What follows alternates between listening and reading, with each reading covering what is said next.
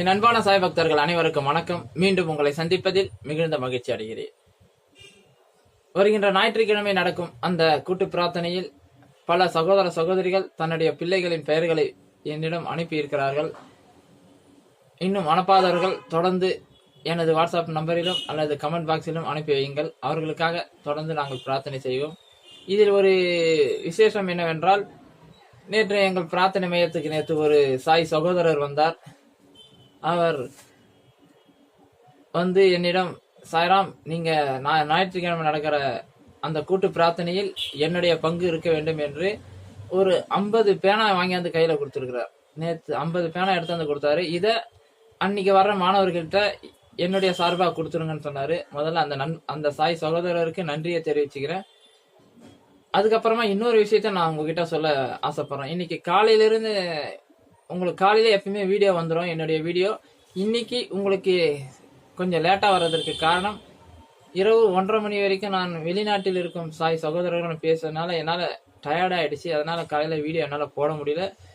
அதுவும் ஒரு காரணம், நல்ல காரணமாக தான் இருக்கும் என்று நினைக்கிறேன். ஏன்னா பாபா எந்த ஒரு காரியத்தையும் செய்தாலும் ஒரு சரியான காரணம் இருக்கும் என்பதை நான் அறிந்து கொண்டேன். ஏன்னா எவ்வளவு டைம் ஆனாலும் நைட்டு நான் வீடியோ போட்டுடுவேன். இன்னைக்கு என்னால் வீடியோ போட முடியாததற்கு காரணம், காலையில் நான் என்னுடைய முதல் கால் பூஜையெல்லாம் முடிச்சுட்டு நான் எழுந்து எடுக்கும்போது முதல் ஒரு கால் வந்தது. ஒரு சாய் சகோதரி எனக்கு போன் செய்தார்கள். உண்மையில் மிகவும் மகிழ்ச்சியான சந்தோஷமான நிகழ்ச்சியாக தான் அந்த கால் இருந்தது நான் நினைக்கிறேன். காரணம், அந்த சகோதரி போன் செய்து, சாய்ராம், நீங்க சீரடிக்கு போகும்போது துவாரகமாயில எனக்காக வேண்டின்னு வாங்கன்னு ஒரு பிரார்த்தனையா சொன்னாங்க. கண்டிப்பா அந்த அம்மாவுக்காக நான் வேண்டின்னு வர சொன்னேன். இன்னைக்கு காலையில அந்த சகோதரி தான் எனக்கு போன் பண்ணி சொன்னாங்க, சாய்ராம், நான் குழந்தை இல்லை, எனக்கு குழந்தை பிறக்கிறதுல சில பிரச்சனைகள் இருக்கு, அது தீரணும்னு தான் நான் உங்ககிட்ட கடந்த 1 மாசமா சொல்லியிருந்தேன். நீங்க சீரடிக்கு போகும்போது அதை ஞாபகப்படுத்தினேன். கண்டிப்பா நீங்க அங்க எங்களுக்காக பிரார்த்தனை பண்ணியிருக்கிறீங்க. அதோட பலன் இன்னைக்கு எங்களுக்கு ரிசல்ட்டா வந்திருக்கு சாய்ராம். எனக்கு இன்னைக்கு பாசிட்டிவ், நான் டெஸ்ட் பண்ணும்போது பாசிட்டிவ்னு வந்திருக்கு சாய்ராம். உண்மையிலே நான் இன்னைக்கு ரொம்ப ரொம்ப சந்தோஷமா இருக்கிறேன். இதை என் கணவர்கிட்டையும் பாபா கிட்டையும் முதல்ல சொல்லிட்டேன். அடுத்தது என் அம்மா கிட்ட கூட சொல்லல. என் கூட பிறக்காத அண்ணனா நினைச்சு நான் உங்ககிட்ட சொல்றேன் சாய்ராம். என்னைக்குமே நீங்க எங்களுக்கெல்லாம் சகோதரரா இருக்கணும். எங்க கூட இருந்து எங்களோட வாழ்க்கையில ஒரு முன்னேற்றத்தை தரணும். பாபாவின் ஆசீர்வாதம் உங்க மூலியமா எனக்கு கிடைக்கணும்னு சொல்லும் போது ஒரு நிமிஷம் நானே கண் கலங்கிட்டேன். ஏன்னா நான் அவங்கள பார்த்ததும் இல்லை. அவர்களுடைய பேச்சு என்னை மிகவும் நிகழ வைத்து விட்டது. இதுதான் சாய் குடும்பம் சொல்றது. நாம் ஒவ்வொரு செயலும் கடவுளுக்காக செய்யும் போது நம்மை சுற்றி நல்லவர்கள் தேடிக்கொண்டு வருவார்கள். அதே போலதான் அந்த சகோதரி, எனக்கு ஒரு சகோதரி கிடைத்திருக்கிறார்கள். எனவே சாய் குடும்பத்தில் தன் தாயிடம் கூட சொல்லாமல் என்னிடம் சொல்ல வேண்டும் என்ற ஆவல் அந்த சகோதரிக்கு பாபா ஏற்படுத்தி கொடுத்தது. காரணம், சாய் குடும்பம் மிகப்பெரிய குடும்பம் என்பதை மீண்டும் உங்களுக்கு நினைவுபடுத்திக் கொள்கிறேன். 2வது காலும் வந்தது எனக்கு. ஒரு சகோதரி எனக்கு திரும்பவும் ஒரு சகோதரி போன் பண்ணாங்க. அவர்களுடைய கடன் பிரச்சனை தீரணும் அப்படின்னு என்கிட்ட சொல்லியிருந்தாங்க.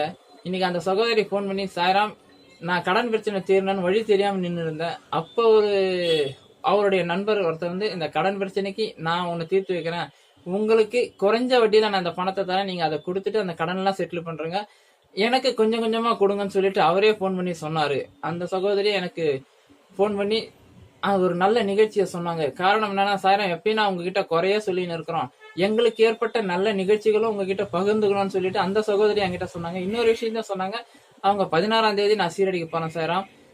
இந்த சந்தோஷமான நிகழ்ச்சியில நானும் என் குழந்தைங்க மட்டும் தான் சீரடிக்கு போறேன், எனக்கு பாபா கூட இருப்பான்ற நம்பிக்கையோட இருக்கிறேன் சாய்னு ரொம்ப மகிழ்ச்சியா சொன்னாங்க.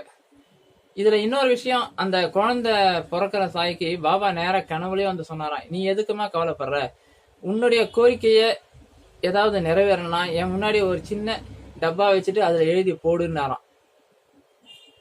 அந்த சகோதரி எல்லார்கிட்டையும் சொல்லுங்க, அது மாதிரி ஒரு சின்ன ஒரு பாக்ஸ் மாதிரி வச்சுட்டு உங்களோட கோரிக்கை எழுதி பாபா டப்பால அந்த பாக்ஸ்ல போட்டு வச்சுட்டு வேண்டிக்க சொல்லுங்க, கண்டிப்பா நிறைவேறும். உங்களுடைய பிரார்த்தனையும் பாபாவின் ஆசீர்வாதத்தால எனக்கு இவ்வளவு சீக்கிரம் அந்த குழந்தை பாக்கியம் கிடைக்கும் நான் நினைக்கிறேன் சாய்ராம் என்று ரொம்ப ரொம்ப ரொம்ப சந்தோஷமா சொன்னாங்க. இதை நீங்க எல்லாருக்கும் சொல்லுங்க சாய்ராம் சொன்னதுதான் ஒரு விசேஷமே. கண்டிப்பா அந்த சாய் சகோதரிக்கு பிரசவம் வரைக்கும் பாபா கூட இருந்து அழகா குழந்தையும் தாயும் பிரசவம் பார்க்கறது பாபாவா தான் இருப்பார்ன்ற நம்பிக்கை எனக்கு இருக்கு. இதுதான் இன்னைக்கு வீடியோ போட நேரமானது காரணமாக இருக்கும்னு நினைக்கிறேன். அந்த சகோதரிகள் போன் செய்து தன்னுடைய அனுபவத்தை மற்றவர்கள் தெரிந்து கொள்ள வேண்டும் என்பதற்காக கூட இருக்கலாம் என்ற நிலைமை தான் அது. உண்மையிலே ரொம்ப ரொம்ப சந்தோஷமா இருக்கு. இப்ப பாபாவுக்கு சில விஷயங்கள் ரொம்ப ரொம்ப பிடிக்கும். பாபாவுக்கு பிடிச்ச காய்கறிகள் என்னன்னு பல பேருக்கு தெரியாது. சாய் சச்சிரதம் படிக்கிறவங்களுக்கு பிடிக்கும். பாபாவுக்கு அனைத்துமே பிடிக்கும். ஆனாலும் ஒரு சில காய்கறிகள் ரொம்ப ரொம்ப பிடிக்கும். அது என்ன காய்கறினா கத்திரிக்காய், அவரைக்காய். பாபாவுக்கு மிகவும் பிடித்த காய்கறிகளில் கத்திரிக்காயும் அவரைக்காயும். சாய் சச்சிரதத்தை தொடர்ந்து வாசித்தால் இது உங்களுக்கு புரிய வரும். அத்தியாயம் 9, திருமதி தர்கட். தற்போது திருமதி தர்கட்டின் நிகழ்ச்சியை எடுத்துக்கொள்வோம். அவள் 3 பொருட்களை சமர்ப்பித்தாள். அதாவது பரீத் கத்திரிக்காய் தயிர் பச்சடி, காச்சாயா முழு கத்திரிக்காய் பொரியல், பேடா பால் கேக். இவற்றை பாபா எங்கனம் ஏற்றுக்கொண்டார் என்பதை பார்ப்போம். ஒருமுறை பாபாவின் பக்தரான பாந்திராவை சேர்ந்த ரகுவீர் பாஸ்கர் புரந்தே என்பவர் சீரடிக்கு தன் குடும்பத்துடன் புறப்பட்டு சென்றார்.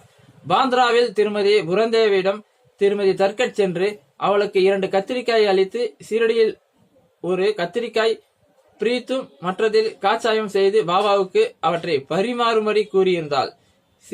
சீரடியை அடைந்த பின்னர் திருமதி பூந்தே தனது பிரீத்துடன் மசூதிக்கு சென்று அதே தருணத்தில் பாபா தமது சாப்பாட்டிற்காக அமர்ந்து கொண்டிருந்தார். பாபா பிரீத் மிகவும் ருசியாக இருப்பதை கண்டார். எனவே அவர் அதை அனைவருக்கும் பகிர்ந்தளித்து தனக்கும் காச்சாயா வேண்டும் என கூறினார். ராதாகிருஷ்ணமாய்க்கு பாபா காச்சாயா வேண்டுகிறார் என்ற செய்தி அனுப்பப்பட்டது. ஆனால் அப்போது அது கத்திரிக்காய் சீசன் இல்லையாதலால் அவள் குழப்பமடைந்தாள். கத்திரிக்காயை எப்படி பெறுவது என்பது தற்போது பெரிய பிரச்சனை. பிரீத்தை யார் கொண்டு வந்தார் என்று விசாரித்தால் காச்சாயா பரிமாறும் பணியில் திருமதி பூந்தே ஒப்புவிக்கப்பட்டாள் என அறிவிக்கப்பட்டது. காச்சாரியாவை பற்றி பாபாவின் வேண்டுதலின் உட்குறிப்பை அனைவரும் புரிந்து கொண்டனர். எங்கும் வியாபித்திருக்கும் அவர் ஞானத்தை கண்டு அனைவரும் ஆச்சரியத்தில் செயல் இழந்தனர்.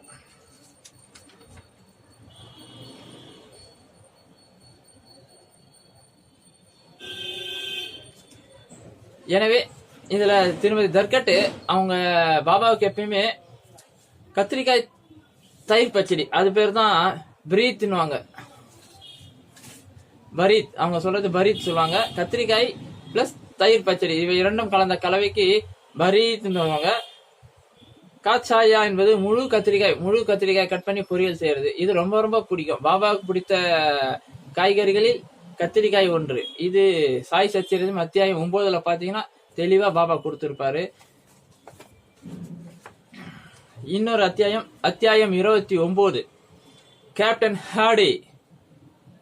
கேப்டன் ஹாடே என்பவர் பாபாவின் பெரும் பக்தர். ஒருமுறை அவரது கனவில் பாபா தோன்றி என்னை மறந்து விட்டாயா என்று கேட்டார். ஹாடே உடனே பாபாவின் பாதங்களை பிடித்துக் கொண்டு தனது தாயை குழந்தை மறந்துவிட்டால் அது எங்கனம் காப்பாற்றப்படும் என்றார். பின்னர் ஹாடே தோட்டத்துக்கு சென்று அவரைக்காய் பறித்து ஒரு விருந்துக்கும் தர்ஷனைக்கும் ஏற்பாடு செய்து இவை எல்லாம் பாபாவிற்கு சமர்ப்பிக்க இருந்தபோது எழுந்து விழித்துக் கொண்டார். சில நாட்களுக்கு பின் அவர் குவாலியர் வந்தவுடன் ஒரு நண்பருக்கு ரூபாய் 12 மணி ஆர்டர் மூலம் அனுப்பி 2 மளிகை பொருட்களுக்கும் காய்கறிகளுக்கும் ரூபாய் 10 பாபாவுக்கு தட்சணையாக அளிக்கும்படி அனுப்பியிருந்தார். அந்த நண்பரும் சீரடிக்கு சென்று குறிப்பிட்ட சாமான்கள் எல்லாம் வாங்கினார். ஆனால் காய்கறிகள் கிடைக்கவில்லை. சிறிது நேரத்தில் தலையில் சுமந்து கொண்டு ஒரு கூடைக்காரி வீதியில் எதிர்பட்டாள். வியப்பிற்கேற்ப அந்த கூடை வேண்டிய அளவுக்கு அவரைக்காய் கிடைத்தது. அது வாங்கப்பட்டது. மற்ற எல்லா பொருள்களும் சேர்ந்து கேப்டன் ஹேடாவின் சார்பில் பாபாவிற்கு சமர்ப்பிக்கப்பட்டது. நிமோட்கர் அடுத்த நாள் நைவேத்தியம் சோறும் காய்கறியும் தயார் செய்து பாபாவுக்கு கேப்டன் ஹேடாவின் சார்பில் சமர்ப்பிக்கப்பட்டது. சாப்பிடும்போது பாபா அவரைக்காயே முதலில் எடுத்து சாப்பிட்டதையும் மற்ற எந்த ஒரு பொருளையும் தொடாமல் மற்றவர்களுக்கு அளித்து விட்டார். இதனை கண்ட அனைவரும் ஆச்சரியப்பட்டனர்.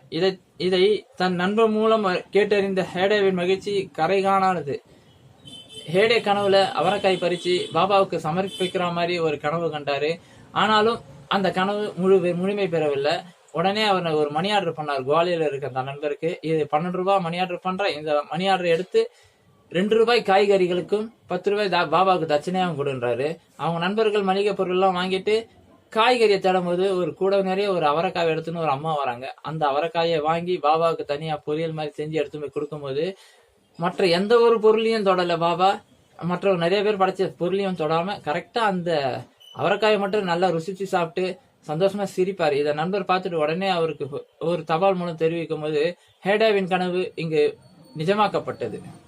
எனவே பாபாவுக்கு பிடித்த உணவுப் பொருள் கத்திரிக்காய், அவரைக்காய் என்பது இதன் மூலம் தெரிய வருகிறது. நீங்கள் பாபாவுக்கு ஏதாவது சமையல் செய்ய வேண்டும் என்றால் இந்த பொருட்களை சமைத்து பாபாவுக்கு படையல் செய்யுங்கள். மிகவும் மகிழ்ச்சியோடு உங்கள் அந்த காய்கறியை சாப்பிடுவார் என்பது சாய் சச்சரிதத்தின் மூலம் நமக்கு அறிய வருகிறது. மிகவும் பாலால் செய்யப்பட்ட இனிப்புகள் ரொம்பவும் பாபாவுக்கு பிடிக்கும். அதையும் நீங்க சமர்ப்பிக்கலாம். இவை அனைத்தும் சமைத்து உங்களுடைய பிரார்த்தனைகளை பாபா முன்னால் வையுங்கள். கண்டிப்பாக பாபா உங்கள் கோரிக்கையை நிறைவேற்றுவார்.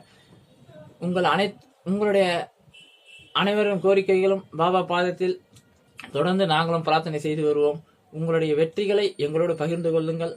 பாபாவின் ஆசீர்வாதம் உங்களுக்கு எப்போதும் கிடைக்கும். ஓம் சாய்ராம். நன்றி, வணக்கம். ஓம் சாய்ராம். சாய்பாபாவை பற்றிய அரிய தகவல்களை தெரிந்து கொள்ள இந்த சாய் பிரார்த்தனை சேனலை சப்ஸ்கிரைப் பண்ணுங்க. பக்கத்துல வரும் பெல் பட்டனை கிளிக் பண்ணுங்க. உங்களோட நண்பர்களுக்கு ஷேர் பண்ணுங்க. ஓம் சாய்ராம்.